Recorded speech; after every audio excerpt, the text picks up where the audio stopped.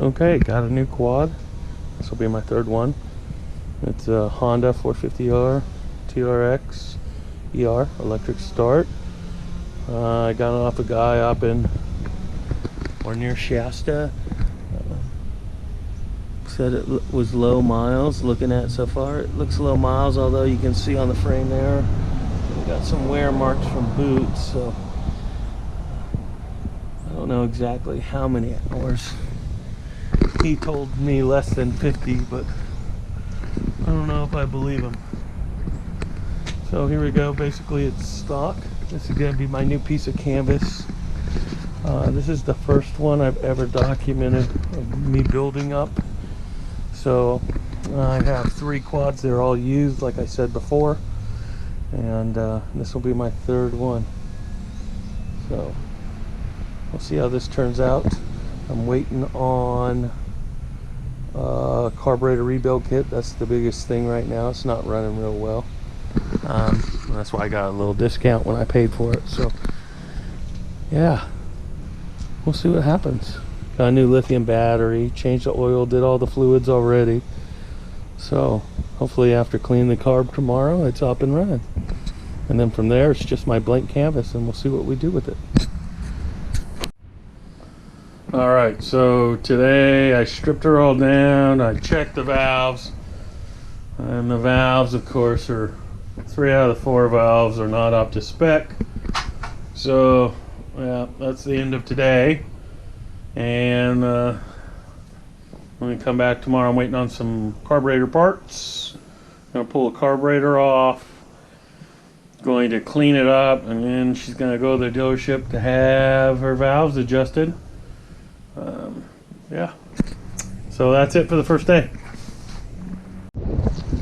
All right, here we are on New Year's Day. I finally got some parts, and so what I'm going to do here is take the carburetor off. I got the air box out, and see what's going on in there, and we'll see if you can see in there very well. As you can see, it's a little dirty, and I'm going to clean it all up and see what happens. Hopefully she starts good. Still have to get the valves adjusted. Like I said, they're a little out of adjustment, but we'll see. Okay, I'm going to go ahead and pull the carb off, and we'll see what it looks like on the inside. Alright, so I got the carb off, and yeah, cleaning it up, put new gaskets in it, and so I found that the slow jet and the air jet were completely clogged. Hopefully this fixes my problem. I do have a little ring on this little needle jet, so I'm going to replace the needle jet there. And let's see, other than that, everything else is good. The carburetor was really dirty. I cleaned it out, and I'll slap it back together and see if she starts up. I might fix my problems. I mean, I still need to adjust my valves, but I think I got the problem with the hard starting. We'll see. All right. Okay, so I'm all done with the carb. Cleaned it up. Have to get ready to put it back on and put it back together again. A couple things, just so if you ever watch this and you need to learn something. This jet right here, the main air jet, if you unscrew it, you want to, when you rebuild it or check it out, make sure you unscrew it and clean it, because mine was completely plugged, and when I blew it out, I had dirty carb cleaner coming out of it. The other thing is the screws are, are Phillips heads on this. I went to Lowe's, and I put new stainless steel Allens. Now, 2 reasons for this. One, a lot easier to keep them from stripping out. If they do strip out, you got a grippable surface. But the other thing is, a guy told me at a carburetor shop, ATV shop, he said tap on this with a punch before you loosen it, it'll come right off. And if you have these type of heads, you're not going to do any damage to the device. That's whether it's a Phillips or flathead, you're less likely to do damage, and keep that. All right, so that's what I just did. We're going to put it back on, and hopefully she runs. Okay, so I'm back. A lot of stuff's gone on since the last time I got on the video here. So first thing you're looking at, I had all the valves adjusted back into spec.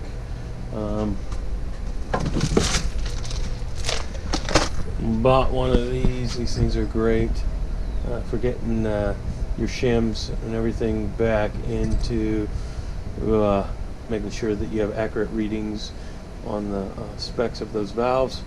That was good. However, coming back here, as you can see, we got everything bolted up. I'm gonna check one more time all my torque values, and then I'm gonna take this carburetor off. And the reason I'm doing that is I bought a throttle screw or a air mixture screw that I can twist by hand rather than using this special Honda tool to adjust it.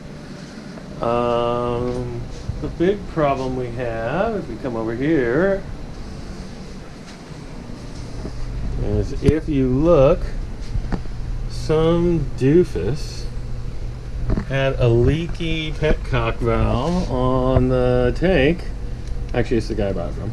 And rather than replace the O-ring, he simply twisted as tight as he could until he stripped out the inserts. So like if you look here, these tanks have inserts right like there. I don't know if you can see that. Yeah. So if you look right there, we got inserts. And what happened is he tightened them so tight those inserts are now spinning. Now, the problem with that is it can't be fixed.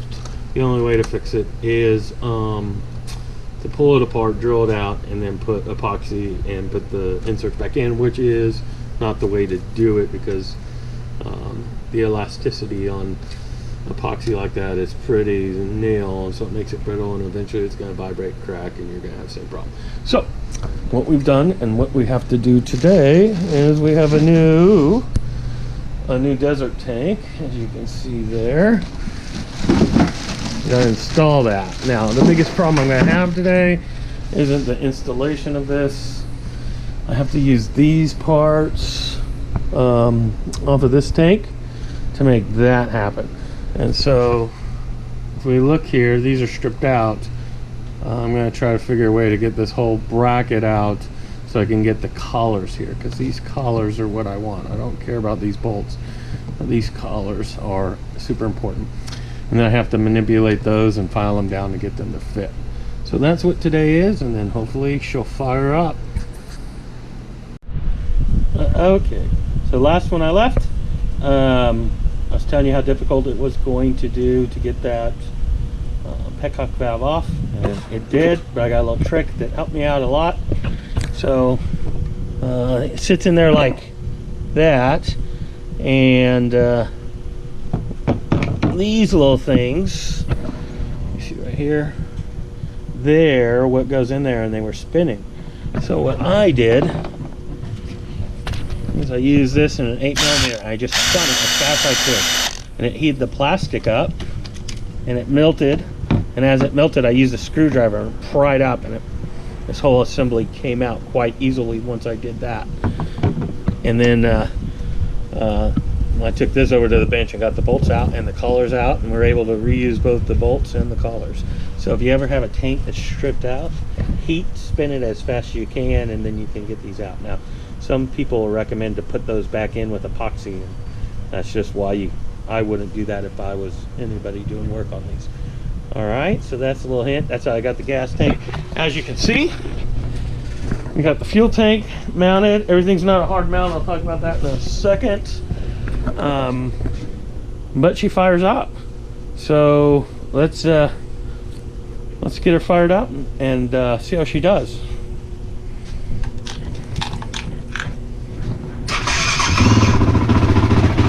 There we go. No choke. Fired right up. It's running a little rough right now. I got a float valve that's leaky, so I got to fix that. I got to take it all apart and pull the carburetor off, hopefully just one more time. And when I do that, I'll fix that little needle valve in there that's causing it to flood out, and she'll be good to go.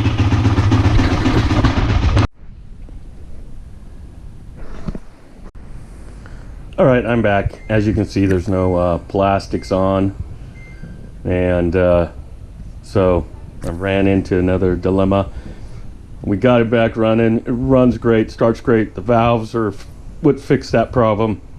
I put the carburetor on. We don't have any issues there, except I have a lean condition in the main fuel circuit. And so what do I mean by that? If I stab my throttle here, I get a serious bog, and sometimes it'll even die out. But if I slow roll it on, it revs up fine.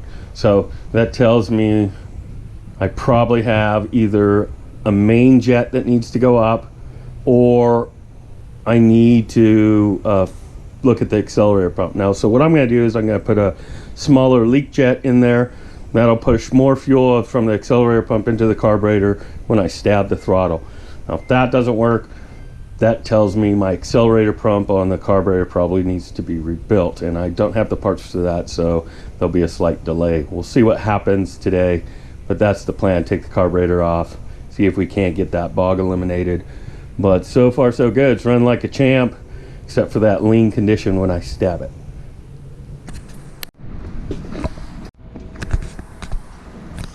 Okay, all done, wrapped up. I fixed the car. We got no more mid throttle bog. Again, wide open throttle, and she revs up when she's warm. A little cold, of course, she'll cough. But I'm fucking happy right now. I just took it down the street, and oh damn, that thing moves for a little stock bike. I can't wait to fix it up. But yeah, I fixed all the problems about a week and a half ago, 2 weeks ago. I brought it here, couldn't run very well, had some issues, a little drama, but now she's running and she's strong, real strong. Well, I just can't wait. So carburetors are a bitch, but once you get them tuned in, they work really well, and you don't need a programmer. If you modify anything later, you just rejet it or bore your carb out if you have to. So you know, it seemed like a pain in the ass, but we got it working. So it's sounding real good, moving. Yeah. All right. So my next video, I'm going to take it out to one of my local riding areas, and we'll take it for a test run and shake her out and see what happens.